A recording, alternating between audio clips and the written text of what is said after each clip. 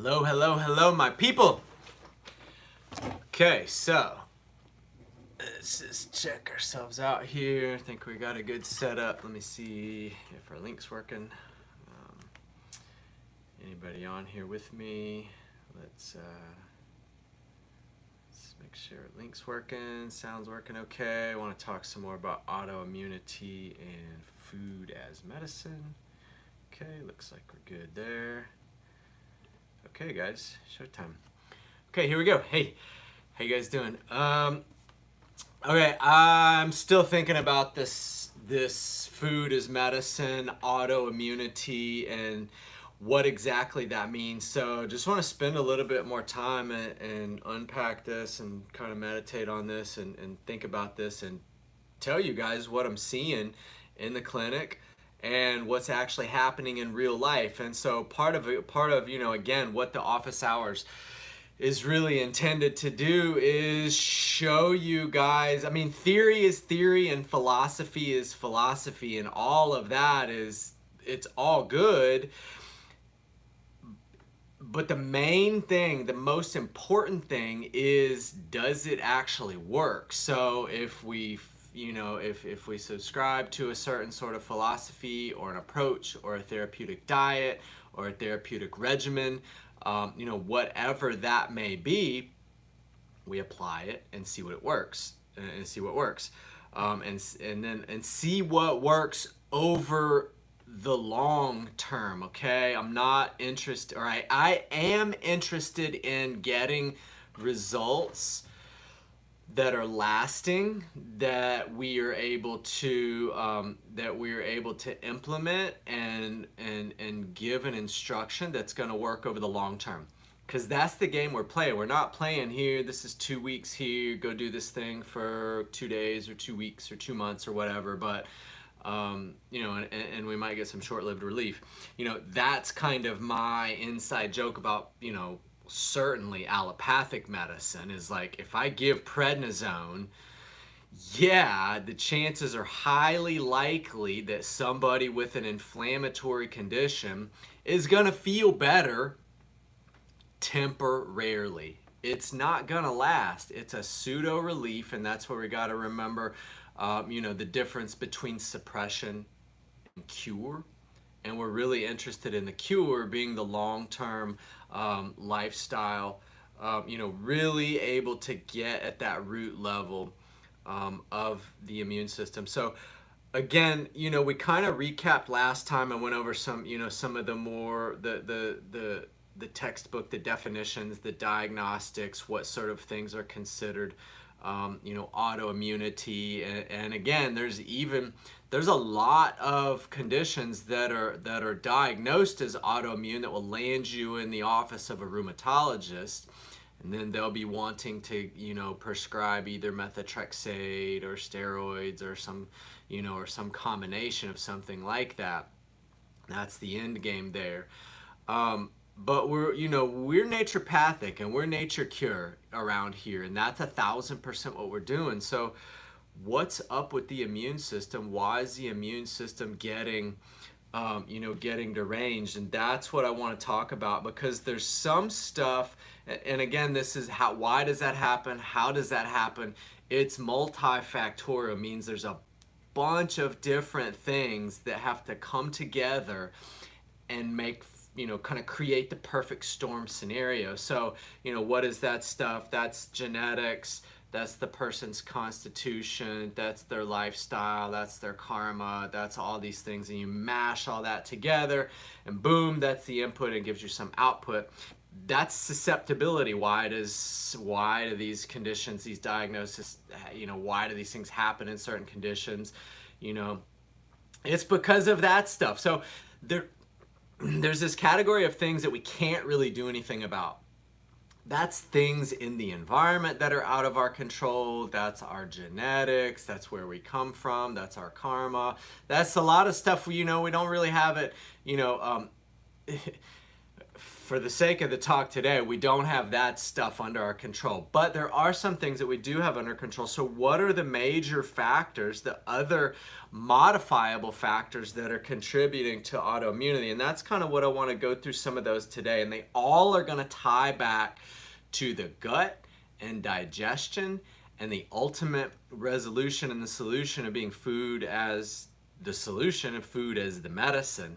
So the first thing, there's 5 main categories that I want to kind of introduce here as far as like modifiable things that relate to the diet, that relate to the digestion.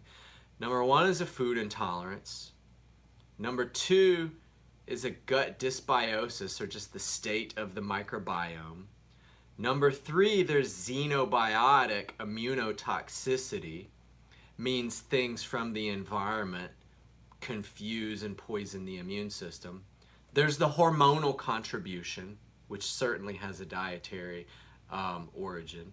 And then there's immunonutrigenomics, means using food as medicine, certain nutrients as medicine that are going to go in and have some direct action, at some level in the immune system. And so let's kind of unpack it just a little bit more. I want to talk about these major modifiable risk factors, and then go in and also talk about therapeutic diets a little bit more. So that's kind of where we're headed with today's session. Again, the root deal here is the immune system gets confused and inflammation begins to happen in the body. So what can we do to dial that down? And if you think, and this is pertinent to I think everyone, because unless you are a perfect specimen and you have perfect, dynamite, robust, super vital health, means you have no symptoms, your mental state is perfect, your mood is perfect, your sleep is perfect, your digestion is perfect, you have absolutely no physical symptoms or indicators that there's some kind of imbalance going on in the system. If that is the case for you, then that's cool. Maybe you don't need to tune in here other than just maybe a topic of interest. But I'm talking for the rest of the population that has something going on.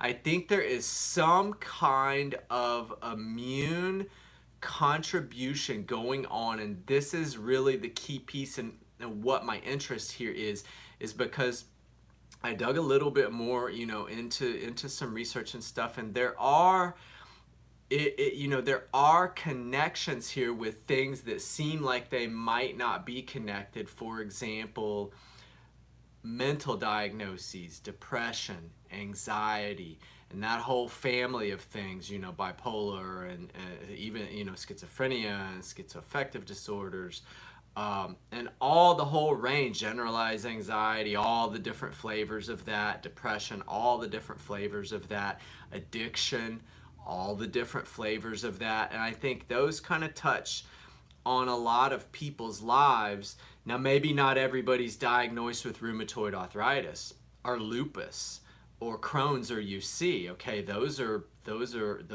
true autoimmune conditions, but I can guarantee you those did not just show up or turn on just out of nowhere. That happens over time, and then it seems as if one day, boom, somebody turns the switch on, and all of a sudden the joints are so inflamed that you can barely move, and the morning stiffness is completely out of control, or all of a sudden the digestion, you truly is an irritable bowel disease. But most people that have those diagnosed conditions, when upon intake and upon further questioning, we'll look and see, and there are some clues there that were kind of giving a little bit of a sign, but it just wasn't big enough to actually warrant to qualify to get an official autoimmune diagnosis.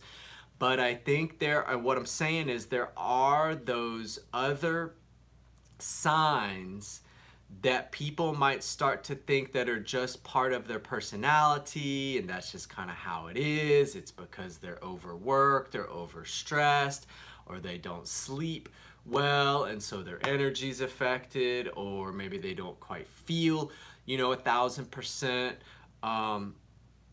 I'm saying that I think that there is an immune component to there that is a subclinical autoimmune condition, and using food as medicine, we can intervene before those unmask, before those things manifest, and we can short circuit that. We can alter the course of a potential pathology. We can alter the course of a person's life if we catch this at the early stage. And that's why I'm such a proponent of intervention.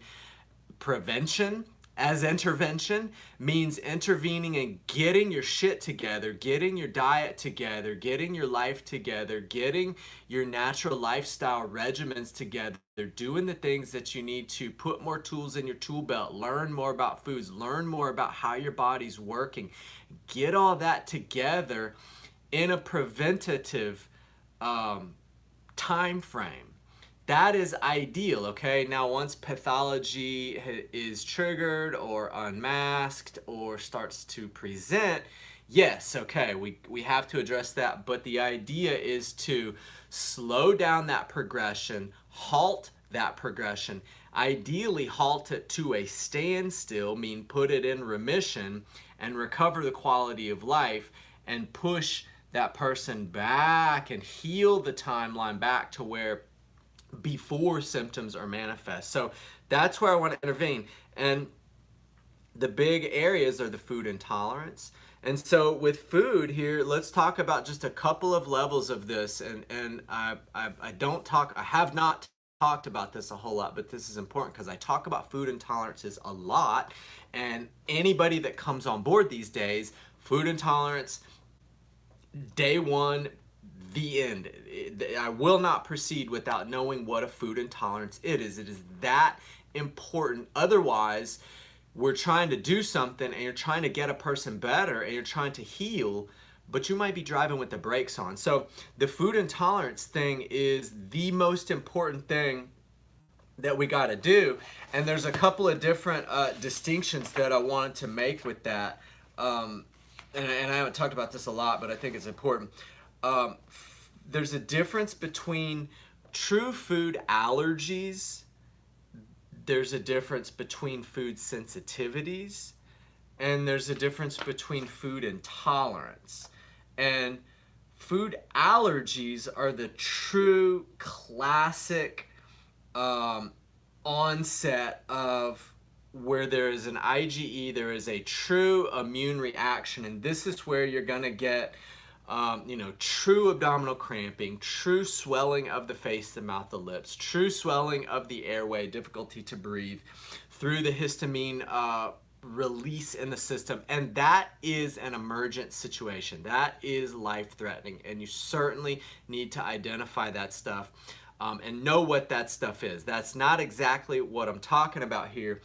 That is a different thing. And why does that happen? It's a lot of these same things that I'm about to go through. Why does that happen? Why does such a strong reaction in IgE and the anaphylactic reaction happen in some people? Well, it's all these same things. It's a case of the cup overflowing, and when we can identify the things that are modifiable, that we can do something about, that we can empty out the bioburden and reduce the bioburden so the cup doesn't overflow and we have that immune mediated response that can be life-threatening. That is a true food allergy. Okay, that's not what most people have. I've seen that in my practice, and I've also seen that it often presents in kids with nut allergies and things like this, and that there is an underlying reason there. It's often secondary to, it's something that we see as a part of a post-vaccination syndrome, okay? And that's really a separate whole talk, but if you can neutralize that or reduce that, you can change that and switch that course. We've had kids that come in and present initially and they can't have any of this stuff, nothing. They can't even look at it, breathe at it, touch it. or they'll have a reaction. And then over time, with some naturopathic and homeopathic care, they don't have that same life-threatening response. They're able to be exposed to it, and eventually that reaction is dialed down. So you can do something about that. The other thing that we're talking about is a food sensitivity, and this is where there is an immune response, but this is most often the territory of basically, this is where I put that. I think that the leaky gut happens where we don't have a true, we don't have an antibody complex happening in the system. We don't have that level of autoimmunity happening, but there is an immune and inflammatory response that's going on, and this is often because of the leaky gut. We get those gap junctions open up, things that aren't supposed to be making their way through the digestive apparatus. They make their way through the digestive apparatus because the gatekeepers, the gap junctions there, become irritated and inflamed. There are prostaglandins and pro-inflammatory markers that happen, and you can start to get some symptoms that can be healed with these kinds of therapeutics that we're kind of making our way into. But that's the second thing. The food intolerance is really what I'm talking about, and that is where we have adverse reactions to ingesting certain foods, and then we get an impaired liver detoxification, we get an impaired digestion, we get the traffic jam in the liver, and then the toxemia ensues because we get a backup of a maldigestion. Then that alters the microbiome, and then eventually, depending on the person's susceptibility, we start to get symptoms. That's what I'm talking about most of the time with the food intolerance. And this can happen with certain foods. You guys know what I talk about mostly, my usual suspects: wheat, dairy, potato, egg, sugar. Many people, most people, are one of those. And this is also talks about the fruit and sugar combination, the potato grain combination. These are other combinations that we commonly see, and that's going to cover probably 90% of folks are going to be in that family where, when you identify those, the primary food intolerance and then the combination food intolerance, you remove that. It allows the integrity of the digestive apparatus to heal. It allows those tiny gap junctions in the stomach to heal up so that the absorption starts to improve, and we don't have that low-level immune mediated inflammatory response happening, so the person can start to heal. They can start to actually absorb the nutrients in their food. They can start to actually nourish their body, nourish and reinform the immune system about how to act. So this food intolerance thing is a big deal, and you have to understand this if we're gonna be using food as medicine, because remember the principles of the naturopathic medicine, we have to identify and remove obstacles to cure. This is one of the main things that I'm talking about. So all of that kind of bundled up, identify and remove the food intolerance. The second thing that we talked about was dysbiosis. This is something that we can do about something about this. The dysbiosis means an alteration and imbalance in the gut bacteria. There's really no such thing as good and bad bacteria in the gut. That's a little bit of a misnomer, I think. It's more about the ratios of the bacteria, because E. coli is found everywhere in the gut. And that is something, and it's on the skin, it's on the gut, it's everywhere, okay? But if there gets an imbalance of that, or there is too much ingestion of that through a contaminated food or something like that, that balance becomes such that there are more of those particular E. coli, and then the body has to find a way to rebalance that. So one of the ways that will happen is through a purging of that, a vomiting, diarrhea, and that's what we call food poisoning. The body's trying to get rid of that. The body's trying to discharge that so it can restore the balance to the bacteria. But there's a lot of other things that that are in this category, you know, the small intestinal bowel overgrowth. This is all territory, SIBO, you'll see that called. And then again, the subclinical dysbiosis, where you wouldn't be, nothing might show up on a breath test looking for SIBO, or a stool test looking, you know, for some other pathogenic bacteria, some disease forming or symptom causing bacteria. You need to balance the gut bacteria out. So yes, we'll use fermented foods. Yes, we'll use probiotics. And that's the kind of thing that we need to do to help encourage that balancing and that proper balance in the biome. This is something we can do about. These are things we can take action on. The third thing that I mentioned was a xenobiotic toxicity, and that's just a fancy way to say things from the outside coming in. And what's a xenobiotic is something from the outside coming in, and that can be you know, herbicides, pesticides, fungicides, other things, toxins, environmental toxins coming in from the outside that are going to cause the system to perceive some kind of a threat and diminish its functioning. Okay, so what do you do about that?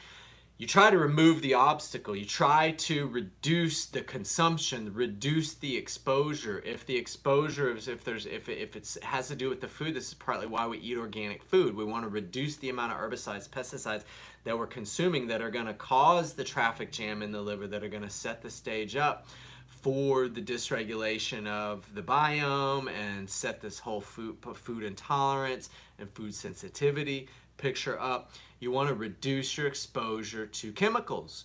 And this is in the foods, this is in the cleaning supplies, this is in the household hygiene products that one uses. This is the kind of thing that we want to take that stuff out of the equation so we're not putting it in.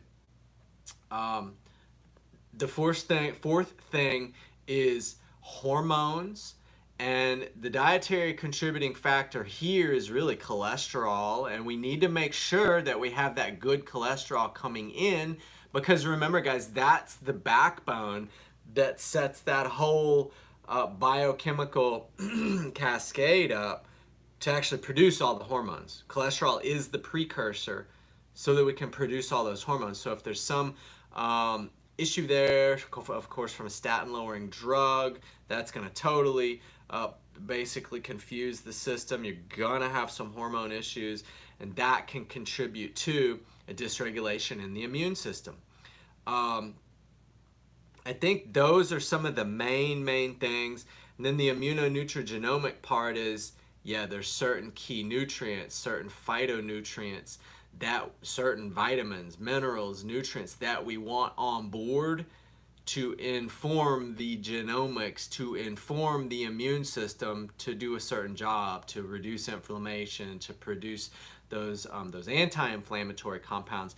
And, you know, what are things like that? Of course, you know, antioxidants, A, B, C, D, E, all those nutrients, the omegas, the EPA, the DHA, you know, all of those kinds of things are going to be the bioflavonoids. All of these kinds of things are going to be anti-inflammatory in nature, and that in turn is going to have a positive impact on the immune system, so that we can level all this out and have optimal functioning of the system. So the dietary intervention is really the most important, and we gotta work on getting the foundational stuff, identifying the food intolerance, getting gut bacteria online, removing obstacles to cure, herbicides, chemicals, things like that. Get the hormones balanced, make sure you have the building blocks, and make sure you have the proper nutrients that are going to inform the genome and inform the system about how to behave and how to promote, and how to promote health and how to balance inflammation. The dietary intervention is a big deal. And one way that you can do this is, you know, we can use it. It depends on who the person is. Now, there's not a cookie cutter answer for where's the autoimmune diet? What's the autoimmune diet? What's the best thing to do there? I'm going to give a couple of things that I've seen in the clinic work, and then just talk a little bit more about those. And then I kind of want to pause there and let everybody digest what we've talked about today about the modifiable factors of autoimmunity and inflammation, and then using therapeutic diets. As far as therapeutic diets, I'm going to cover the whole spectrum here in a few minutes. On one end of the spectrum, there is a plant-based vegan diet. And this is a true inflammatory diet, and I have a lot of experience using this clinically with people, and it works. It for sure works on a lot of people, unless the person is presenting and they have digestive symptoms, or or is in one of these categories where it's IBS, IBD, UC, Crohn's, or there are a lot of strong digestive symptoms. That is a person that might not respond well to a heavy plant-based diet. The fiber's going to irritate them. The fiber's going to inflame them. The plant-based thing will inflame that person, and it will seem counterintuitive. It'll be like, what's going on here? What's up with that? But we got to understand that if the system is inflamed, we can't put all that fiber in. We can't put that kind of a diet into the system. It'll irritate it. They'll inflame. And in that state, remember, the gut is inflamed and all those gap junctions are kind of open anyway. So the absorption is going to be impaired. The immune system is already going to be on a high alert. So that can actually trigger some people, and it can actually exacerbate symptoms. So be mindful, and this is partly why you need to know about this if you're trying to do this yourself, or if we're trying to do it clinically. We need to make sure that that person's digestive fire and that their digestive system and their system as a whole can handle that kind of a therapeutic. Kind of in that domain, I put therapeutic fasting. And this is where this will benefit everybody. The short-term therapeutic fast, basically taking the load off of the digestive apparatus, taking the load off of the digestion, going into a liquid diet with the green juices, with the broths, the veggie broth, possibly the bone broth, very liquid herbal teas, herbal medicines, liquid, so that we take that load off the digestion. And a few days like this will do wonders and heal that high level inflammation, start to get down and heal that. 2 or 3 days is really all the gut needs to do to start to get some healing happening. And this is what I've seen clinically. A few days of a therapeutic fast, then you can try to introduce some more of the solid foods and the cooked foods. In this particular case, if the person is inflamed, the cooked foods, they're just going to be easier to digest, and we may need to work our way up to introducing more raw food, more live food, that kind of a thing. We may have to work our way up there, but we need to nourish along the way. And part of that nourishing and what a lot of the research is using is the animal-based proteins, and on the other end of the spectrum, the autoimmune spectrum and the immune spectrum, is using 100% animal-based, means using bone broth and grass-fed, grass-finished red meats. And these things seem to nourish the body. They don't seem to inflame, and this is what I've been seeing in the clinic. And I got one case study that I want to share with you guys today, and just kind of demonstrate this, because it's a person that we've been through this whole gamut of doing variations of vegan diets and 100% plant-based diets. And we've done combinations of fasting, all the different variations of vegan and vegetarian. And what I found clinically was there was something, we would get short-term results for a couple of months, and then a couple of weeks and a couple of months at stretches. Maybe 6 months there would be good, but something happened where that on that particular diet long term, it didn't seem to work long term. And what we ended up doing in this particular case is actually gradually we started introducing more animal-based proteins and animal-based foods. We started with free-range eggs. We started introducing some fish, wild fish, started introducing some chicken, turkey, and then eventually started introducing some red meats. And the thing that blew my mind, the thing that was really interesting about this, is we didn't really get a whole lot of, I mean, we started to get some shift, but what we did was went to the total other end of the extreme, and we put that person on 100% carnivore, 100% red meats. And amazingly, the lab markers, a lot of the inflammatory lab markers, a lot of the these things started to correct themselves. It's as if the body was able to absorb that nutrition somehow easier. It was able to onboard those nutrients.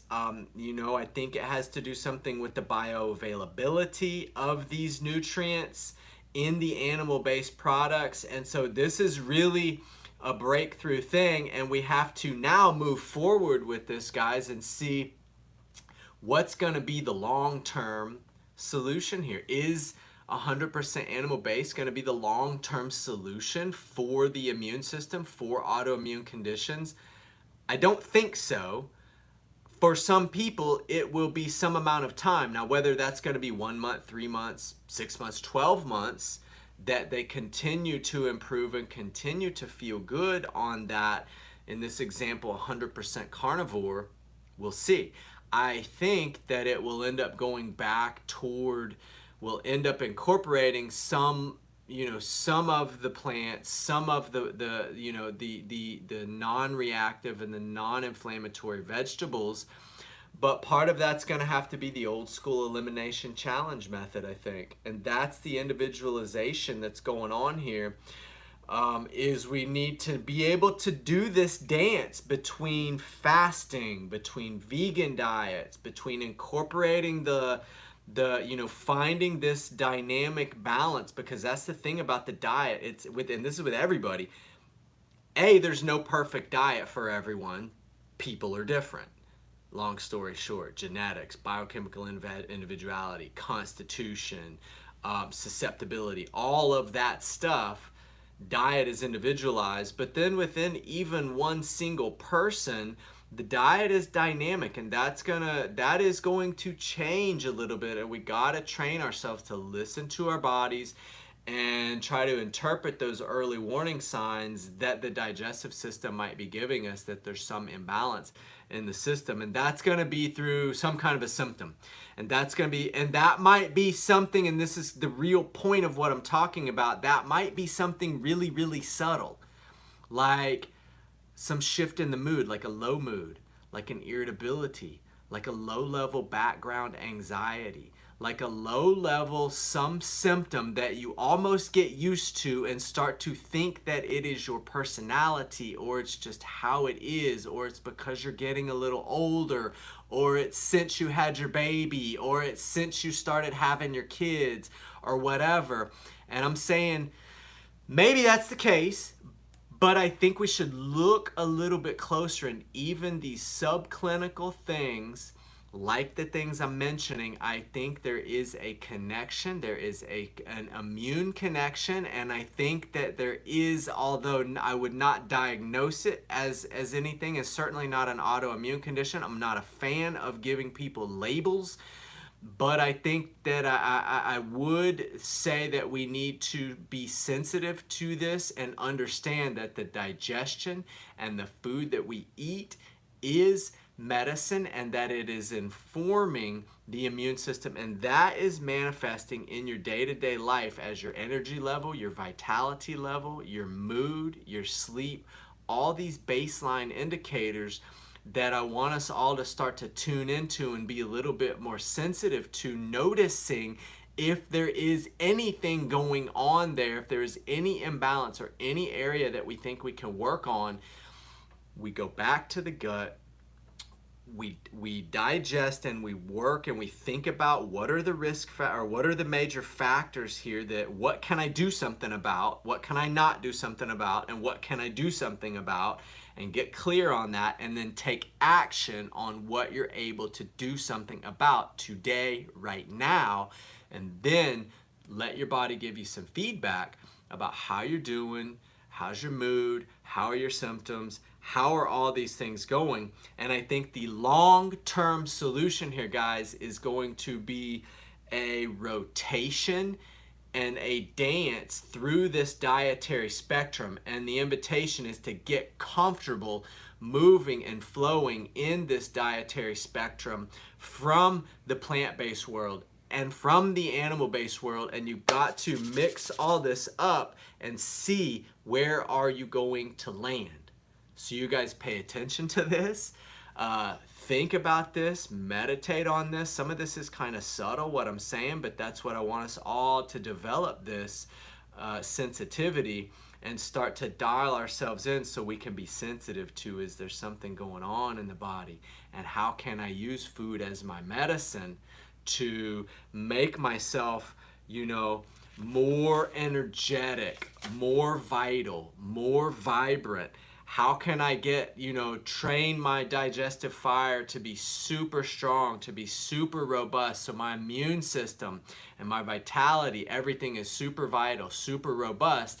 Food is the medicine, and the immune system's playing a big role here, and that's what we need to be paying attention to. So that's kind of what I wanted to talk about today, guys. That's the office hour session. So you guys, please let me know what you're thinking, and let me know any questions that we have going on here, and we'll continue our conversation and our office hours next time. You guys email me questions. That's the best way to get a hold of me, or you know, you can message me inside of our private community, and if you're there, you're there. You know how to do that.